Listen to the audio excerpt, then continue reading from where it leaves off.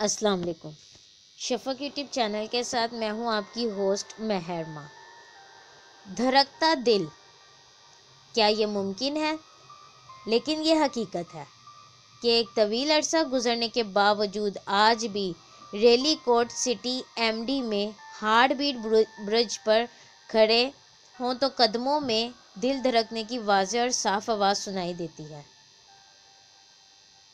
کچھ تو ضرور تھا، جیسے جان اندر ہی جان بڑی شدت سے محسوس کر رہی تھی، کیونکہ بیلا اپنی جگہ خوش تھی، بہت ہی زیادہ خوش۔ بقول جان کے کوئی بھی عورت اپنے شوہر سے اتنی خوش اور وفادار نہیں ہوتی جتنی بیلا آج کل تھی۔ ہر رات کھانے کی میز پر جان کو گرما گرم اور مزیدار کھانا کھانے کو ملتا، یہاں تک کہ اکثر اوقات اس نے برتن دھوتے ہوئے بیلا کو گنگناتے ہوئے بھی سنا تھا۔ کیا کوئی عورت برتن دھوتے ہوئے اس قدر خوش ہو سکتی ہے؟ جان نے اپنے طور طریقے سے ہر طرح کی جانچ پڑتال کی، مگر وہ بیلا کے متعلق ایسا کچھ نہ سن سکا جو خفیہ عشق یا کسی سے وقتی میل جول کی جانب اشارہ کرتا ہو۔ اس نے مقامی علاقے کے تمام لڑکوں کے بارے میں چھان بین کی، مگر ایسا کوئی نہیں تھا جس پر شک و شبہ کیا جا سکتا۔ اسی پر بس نہیں ہوا تھا، بلکہ اس نے مقامی علاقے کے سبزی والے اور اپنے گھر دودھ لانے والے پر بھی شک کرنے سے گریز نہیں کیا تھا، کیونکہ کسی بھی طرح سے اس کی تسلی نہیں ہو رہی تھی اور وہ ہر حال میں اپنے ذہن میں ابھرتے شک کی تردید یا پھر تصدیق کرنا چاہتا تھا۔ دن بدن جیسے وہ پاگل ہوتا جا رہا تھا، اس کی زندگی ہر آنے والے وقت کے ساتھ مزید الجھتی جا رہی تھی۔ مرد ہونے کے باعث بیلا کو اس قدر خوش دیکھ کر اس کا شک جڑ پکڑتا جا رہا تھا، کیونکہ ان کے بیچ کبھی بھی کچھ اتنا خوبصورت اور خوشگوار نہیں رہا تھا۔ جب بھی طرح طرح کے عجیب و غریب خیالات اس کے ذہن میں سر اٹھاتے رہتے تھے، جنہیں وہ چاہ کر بھی اپنے ذہن سے جھٹک نہیں پاتا تھا۔ بہرحال جب پہلی بار جان نے اس دودھ والے کو دیکھا جو صبح صبح ان کے گھر دودھ دیا کرتا تھا، تو اسے دیکھ کر جان کو مایوسی کے سوا کچھ نہ ملا۔ دودھ والا بیچارہ سر سے پاؤں تک یوں معلوم ہوتا تھا جیسے نہ جانے کتنی صدیاں پہلے پیدا ہوا ہو۔ خیر، جان نے اپنا سر جھٹکا اور بازار سے سبزیاں لانے میں خود جانا شروع کر دیا۔ اس نے تمام سبزیوں کے اسٹور کھنگال ڈالے، مگر وہاں بھی اسے ناکامی کا منہ دیکھنا پڑا۔ ہر شخص یا تو اسے دودھ والے کی طرح برا تھا یا پھر ایسے تھا گویا ابھی بھی ڈائپرز میں ہو۔ بیلا نے جان کی اس تبدیلی کو محسوس تو کیا، مگر کچھ خاص دھیان نہ دیا۔ دن پر دن گزرتے رہے اور ان تمام دنوں میں جان کا شک جوں کا توں برقرار رہا، کیونکہ بیلا ہنوز بہت خوش تھی۔ جان مسلسل اس پر کڑی نظر رکھے ہوئے تھا۔ ایک ماہ بعد جان بیلا کے والد کے ساتھ ان کے گھر کے گیراج میں کام کروا رہا تھا، جب ہی اس نے ان کو ہینک سے فون پر بات کرتے ہوئے سنا، جو کچھ دنوں بعد ان کے گھر آ رہا تھا۔ ہینک بیلا کے اسکول کے زمانے کا دوست تھا۔ وہ تینوں ایک ہی اسکول میں ایک ہی ساتھ پڑھتے تھے۔ بیلا کی جان اور ہینک دونوں سے دوستی تھی، مگر جان اور بیلا ایک دوسرے کو پسند کرتے تھے، جبکہ ہینک صرف ایک اچھا دوست تھا۔ تعلیم مکمل ہونے کے بعد جان اور بیلا نے شادی کر لی، مگر ہینک ان کی شادی میں شریک نہ ہوا، جس سے صاف ظاہر تھا کہ وہ بیلا کو پسند کرتا تھا اور جان سے شادی پر اس سے ناراض ہو گیا تھا۔ اب اتنے عرصے بعد ہینک کا نام سن کر جان کا ماتھا ٹھنک گیا۔ اب اس کی سمجھ میں ساری بات آ گئی تھی کہ کیوں بیلا آج کل اتنی خوش تھی۔ یقیناً اس کے والدین نے اسے ہینک کے آنے کی اطلاع دی ہوگی، کیونکہ وہ ان کی اکلوتی بیٹی کا دوست تھا۔ غم و غصے سے جان کا برا حال ہو گیا۔ بقول جان وہ جو کچھ بھی محسوس کر رہا تھا غلط نہیں تھا۔ بیلا سچ میں اس کی پیٹھ پیچھے چھرا گھونپ رہی تھی۔ اس کے شک کی تصدیق ہو گئی تھی۔ بیلا نے جان کی وفاداری اور محبت کو گالی دی تھی، جو جان سے ہضم نہیں ہو رہی تھی۔ وہ ہر حال میں بیلا کو اس کے کیے کی سزا دینا چاہتا تھا۔ آج رات جان کسی شکاری بھیڑیے کی طرح کچن میں ٹہلتا ہوا بیلا کا انتظار کر رہا تھا۔ بیلا نہ جانے کب سے گھر میں موجود نہیں تھی۔ آج جب جان اس کے والد کے گھر سے لوٹا تو بیلا کو گھر میں موجود نہ پا کر اس کے اندر بھڑکتی آگ کے شعلے مزید تیز ہو کر بھڑک رہے تھے، اور اب جان تقریباً آدھے گھنٹے سے پاگلوں کی طرح اس کا انتظار کر رہا تھا۔ ادھر سے ادھر ٹہلتے ہوئے بار بار اس کی نگاہ اپنی کلائی پر بندھی گڑی کی جانب اٹھ رہی تھی، جس پر گزرتا ایک ایک لمحہ جان کو سانپ بن کر ڈس رہا تھا۔ اس وقت وہ کس قدر اذیت میں تھا یہ تو وہی جان سکتا تھا جس کی بیوی نے اس کے ساتھ بے وفائی کی ہو۔ جان کی حالت ایک شکاری بھیڑیے کی سی تھی، وہ کسی کی بھی سامنے آنے پر اسے چیر پھاڑ دیتا۔ بالآخر انتظار کی گھڑیاں ختم ہو گئیں اور بیلا ہمیشہ کی طرح اپنے چہرے پر خوبصورت مسکراہٹ سجائے گھر میں داخل ہوئی۔ وہ بیبی پنک کلر کی فراک میں ملبوس بہت دلکش لگ رہی تھی۔ جان کو ڈھونڈتے ڈھونڈتے جب وہ کچن میں آئی تو وہاں جان کو اپنا منتظر پایا۔ جان نے جو اس کے لبوں پر پھیلی دلنشیں مسکراہٹ دیکھی تو اس کا انگ انگ جیسے جھلس کر رہ گیا۔ بیلا ابھی دعا کر کے چرچ سے واپس آئی تھی، لہٰذا اسے کچھ بھی معلوم نہ تھا کہ جان کے دماغ میں کیا چل رہا ہے اور اس نے اس کی قسمت کے متعلق کیا فیصلہ کر رکھا ہے۔ بیلا نے جان کو اپنی جانب غصے سے یوں گھورتا پایا تو اس کے چہرے پر پھیلی خوبصورت مسکراہٹ غائب ہو گئی اور وہ نرمی سے جان سے مخاطب ہوئی۔ کیا بات ہے جان؟ جان فیصلہ کر چکا تھا اسے کیا کرنا ہے۔ بیلا کا چہرہ، اس کا وجود اور اس کی مسکراہٹ اب جان کی برداشت سے باہر ہو گئی تھی۔ اس نے شل سے تیز دھار گوشت کاٹنے والی چھری اٹھائی اور حقارت سے بیلا سے بولا، تم نے میرے سینے سے میرا دل نکالا ہے، اب میں تمہارے سینے سے تمہارا دل نکال کر پھینک دوں گا۔ بیلا کو جان کے یہ الفاظ کچھ سمجھ میں نہ آئے مگر وہ سہم ضرور گئی، کیونکہ وہ جان کے چہرے پر بگڑے تیوروں سے اس کے خطرناک ارادوں کا اندازہ کر چکی تھی۔ یہ کیا کر رہے ہو جان؟ بیلا نے خوفزدہ لہجے میں ہکلاتے ہوئے پوچھا۔ وہی کر رہا ہوں جو کچھ بہت پہلے کر دینا چاہیے تھا، جان نفرت سے کہتا ہوا ایک قدم آگے بڑھا جبکہ بیلا ایک قدم پیچھے ہٹی۔ میرا کیا قصور ہے جان؟ میں نے کیا کیا ہے؟ آنسوں کا سیلاب اب بیلا کی آنکھوں سے بہہ رہا تھا۔ وہ بالکل نہیں جانتی تھی کہ اسے کس بات کی سزا دی جا رہی ہے۔ جان بیلا کے آنسوں سے بے نیاز اس کی جانب قدم بڑھاتا جا رہا تھا۔ وہ انتقام میں پاگل ہو چکا تھا۔ اسے اگر کچھ دکھائی دے رہا تھا تو صرف اور صرف بیلا کی بے وفائی۔ بیلا نے 10 سال کی رفاقت کا یہ صلہ دیا تھا تو وہ اسے کیسے معاف کر دیتا؟ اس نے اس کے دل کو کرچیوں میں بدل دیا تھا تو وہ کیوں سینے میں آزادی کے ساتھ اس کا دل دھڑکنے دیتا؟ کتنا چاہا تھا جان نے سب کچھ ٹھیک ٹھاک رہے، مگر بیلا نے کیا دیا؟ صرف دھوکہ۔ تو وہ کیسے بخش دیتا بیلا کو؟ جان آہستگی سے آگے بڑھتا جا رہا تھا جبکہ بیلا روتے ہوئے پیچھے کو ہٹتی جا رہی تھی۔ اس کی آنکھیں جان کی آنکھوں میں پیوست تھیں جہاں وہ اپنی موت صاف دیکھ سکتی تھی۔ جان کے نزدیک بیلا کے آنسو پچھتاوے کے نہیں تھے بلکہ موت کے خوف سے یہاں پہ ہینک کے ساتھ زندگی نہ گزارنے کے دکھ کے تھے۔ ہینک کے معاملے میں جان نے کوئی تصدیق تو نہ کی تھی، نہ ہی اس نے یہ جاننے کی کوشش کی تھی کہ یہ ہینک وہی اسکول کے زمانے والا ہینک ہے یا پھر کوئی اور، مگر بقول جان اسے پورا یقین تھا کہ یہ وہی ہینک ہے جو بیلا کی خوشی کا سبب بن رہا ہے۔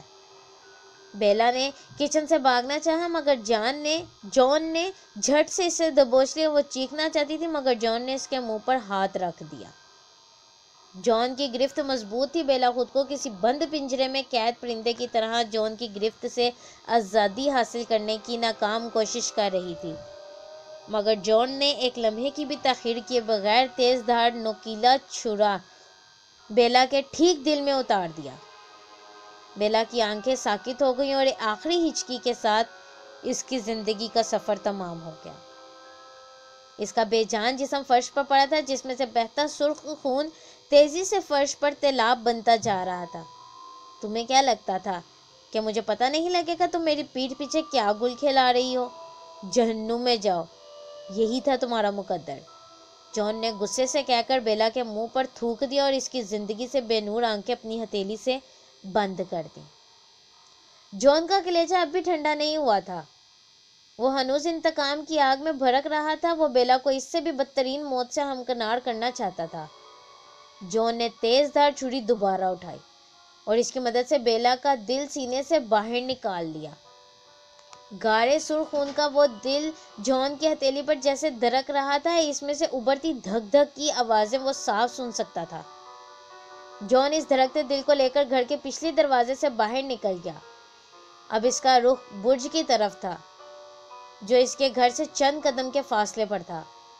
رات گہری تاریک تھی، ہر طرف روح کا عالم تھا، دور دور تک کسی زی روح کا نام و نشان تک نہیں تھا۔ جان نے ایک طائرانہ نگاہ اپنے گرد و نواح پر ڈالی اور چاروں طرف سے مطمئن ہونے کے بعد بیلا کے دھڑکتے دل کو برج کے نیچے بہتے پانی میں پھینک دیا۔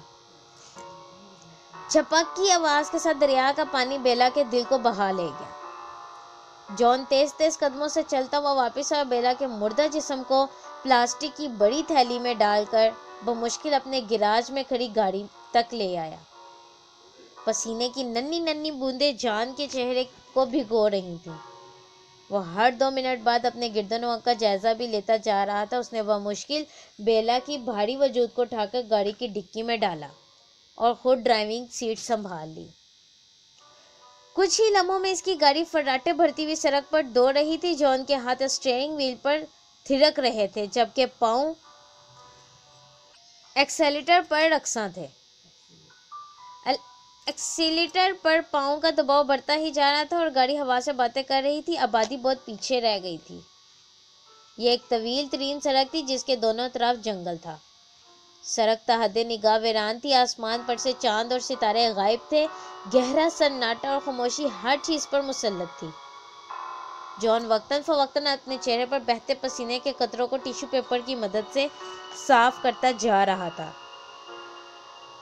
جتنی تیز رفتاری سے گاڑی اپنا سفر طے کر رہی تھی، اسی تیز رفتاری سے جان کا ذہن کام کر رہا تھا۔ بالآخر جان نے ایک جگہ سڑک کی سائیڈ پر گاڑی کو بریک لگائی، گاڑی رک گئی اور جان گاڑی سے باہر آ گیا۔ اس نے ڈکی سے بیلا کی لاش کو اپنے کندھوں پر اٹھایا اور چلتا ہوا خاردار جھاڑیوں کے جھنڈ کے پاس آیا۔ اس نے اچھی طرح خاردار جھاڑیوں کے بیچ بیلا کی لاش کو چھپا دیا اور ایک بھاری پتھر کی مدد سے اس کے چہرے پر زوردار ضرب لگائی تاکہ بیلا کا چہرہ شناخت نہ کیا جا سکے۔ جان کا کام ہو چکا تو اس نے اپنے چاروں طرف نگاہ دوڑائی، ہر طرف ویرانے کے سوا کچھ نہ تھا۔ وہ تیزی سے چلتا ہوا گاڑی تک آیا اور اس میں بیٹھ کر واپس گھر کی جانب گاڑی دوڑانے لگا۔ کچھ ہی لمحوں میں جان کی گاڑی گیراج میں کھڑی تھی اور خود وہ کچن کے فرش پر سے ایک گیلے کپڑے کی مدد سے بیلا کے خون کے دھبے صاف کر رہا تھا۔ اسے یہ سب کرتے ہوئے تقریباً 1 گھنٹے سے زائد لگ گیا تھا، مگر وہ خوش تھا، اپنے پہلو سے ایک کانٹے کو نکال کر۔ بقول اس کے اس نے ایک بدکار کو مار کر زمین پاک کر دی تھی جس پر اسے خود پر فخر محسوس ہو رہا تھا۔ اس کے نزدیک اس نے وہ کیا تھا جو ٹھیک تھا، اسے غلط کہنا گویا گناہ تھا۔ ایسی عورتوں کو جینے کا کوئی حق نہیں جو اپنے شوہروں کے ساتھ بے وفائی کرتی ہیں۔ اس تمام کام سے فراغت پانے کے بعد جان نے سکون بھری نیند لی، جو اس سے پہلے یعنی جب اسے اپنی ذہنی خلفشار میں مبتلا تھا، اس وقت سے شاید ہی سے ایسی آئی ہوگی۔ اس کے سینے پر کسی قسم کا کوئی بوجھ نہیں تھا، وہ ایک دم مطمئن اور پرسکون ہو گیا تھا۔ اگلی صبح جان نے نہایت احتیاط سے بیلا سے ملتی ہوئی رائٹنگ میں کئی خطوط لکھے، جن میں سے کچھ تو اس نے اپنے نام اور کچھ اس کے والدین کے نام ارسال کیے۔ خطوط میں درج تھا: میں ایک آزاد اور خود مختار لڑکی ہوں اور مجھے اپنی زندگی جینے کا پورا حق ہے، لہٰذا میں اپنی مرضی سے اپنے شوہر اور اپنے گھر والوں کو چھوڑ کر اپنے کسی پرانے دوست کے ساتھ بھاگ رہی ہوں۔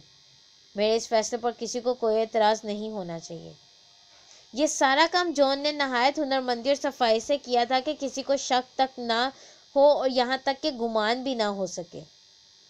چند دنوں میں آس پاس کے پڑوسی مقامی لوگوں میں یہ بات خاصی مشہور ہو گئی کہ بیلا اپنے شوہر سے چھپ کر کسی اور سے پیار کی پینگیں بڑھا رہی تھی اور اب وہ اپنے شوہر کو چھوڑ کر اس شخص کے ساتھ فرار ہو چکی ہے۔ جان کے گھر مہمانوں کی قطار لگ گئی۔ رات دن لگاتار اس کے قریبی دوست اور ہمدرد اسے تسلیاں دینے اور اس کا دل بہلانے آتے رہے۔ اس پورے ڈرامے میں جان نے کسی مظلوم جیسی صورت بنائے رکھی، نہ وہ کھانے کے برابر کھانا کھاتا تھا، اس پر نکاہت اور افسردگی چھائی رہی، گویا وہ واقعی ہمدردیوں کا حقدار تھا۔ مگر اس میں سے کوئی بھی اس بات پر شک نہیں کر سکتا کہ اسے واقعی بیلا کی بے وفائی نے ٹھیس پہنچائی تھی۔ لیکن کیا صحیح تھا کیا غلط یہ جاننے میں شاید اسے بھول ہو گئی تھی۔ خیر، ٹھیک 1 ہفتے بعد ایک شام جان اکیلا ہی اس برج کی جانب چلا جا رہا تھا جس کے نیچے بہتے پانی میں اس نے بیلا کا دھڑکتا دل پھینکا تھا۔ جان کی سوچوں کا محور بیلا ہی تھی۔ بقول جان کہ وہ اپنی موت کی خود ذمہ دار تھی اور جان نے بیلا کو زندگی سے محروم کر کے کچھ غلط نہیں کیا تھا۔ انہی سوچوں میں وہ برج تک آن پہنچا۔ شام کی سرمئی چادر نے پورے آسمان کو اپنی لپیٹ میں لے رکھا تھا۔ برج کے سامنے کی جانب ڈوبتے سورج کا منظر بہت ہی دل فریب تھا۔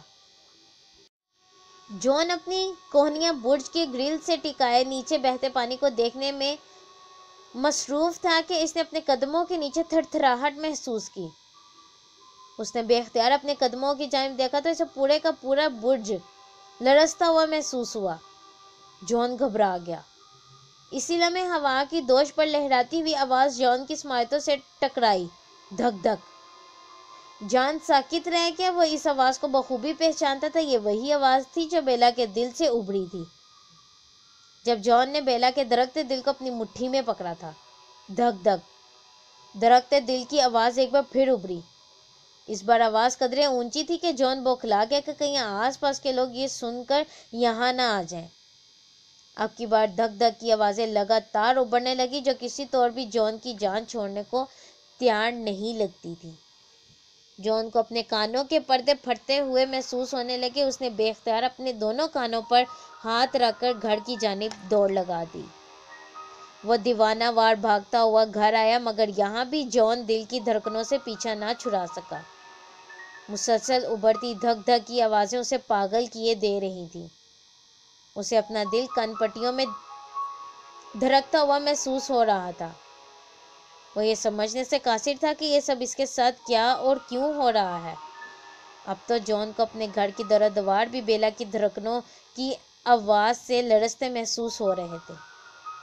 بیلا چیخ چیخ کر اپنی بے گناہی کا ثبوت دے رہی تھی۔ جان کی برداشت جواب دیتی جا رہی تھی۔ وہ اس منحوس آواز سے جان چھڑانے کے لیے حلق پھاڑ کر چیخا۔ اس نے اپنے ذہن سے بیلا کے خیال کو ہٹانے کی کوشش کی مگر وہ ایسا کرنے میں ناکام رہا۔ اور پھر اس نے ایک فلک شگاف چیخ ماری اور بے اختیار ایک بار پھر گھر سے باہر برج کی طرف بھاگتا چلا گیا۔ جتنی تیزی سے وہ بھاگتا جا رہا تھا اسی تیزی سے دھڑکنوں کی آواز بلند ہوتی جا رہی تھی۔ بالآخر وہ برج پر پہنچا اور اس کی آہنی گرل کو تھام کر نیچے بہتے پانی کی طرف چہرہ کر کے نفرت سے چلایا، لعنت ہو تم پر بیلا۔ اسی لمحے دھک دھک کی اس قدر بلند آواز ابھری کہ پورے کا پورا برج لرز کر رہ گیا۔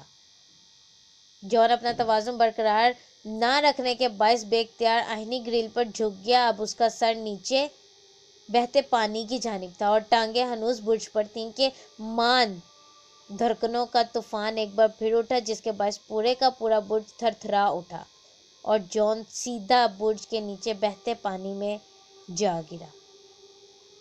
چھپاکے کی آواز کے ساتھ دریا کی بے رحم لہریں جان کو اپنے ساتھ بہا لے گئیں۔ اس سے پہلے کہ اسے سنبھلنے کا موقع ملتا موت اسے اپنی آغوش میں لے جا چکی تھی۔ اس دن کے بعد سے ایلی کوٹ سٹی ایم ڈی میں واقع اس برج کا نام دھڑکتا دل برج رکھ دیا گیا کیونکہ بیلا اور جان کی موت کے بعد سے وہ برج آج بھی دل کی دھڑکنوں سے تھر تھراتا ہے۔ قائرین، یہ کہانی اس آس پاس کے مقامی لوگوں میں خاصی مشہور ہے کیونکہ یہ برج دل کی دھڑکنوں کی آواز سے لرزتا ہے۔ اگر آپ بھی جاننا چاہتے ہیں تو ایلی کوٹ سٹی ایم ڈی میں واقع اس ہارٹ بیٹ برج کا دورہ ضرور کیجیے گا جس پر کھڑے ہوتے ہی آپ کو اپنے قدموں کے نیچے برج دل کی دھڑکنوں کی آواز سے لرزتا ہوا سنائی دے گا۔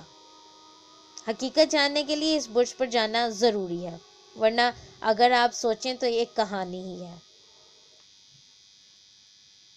اس طرح کی مزید ویڈیوز سننے کے لیے شفق یوٹیوب چینل کو لائک اور سبسکرائب کرنا مت بھولیں۔ شکریہ۔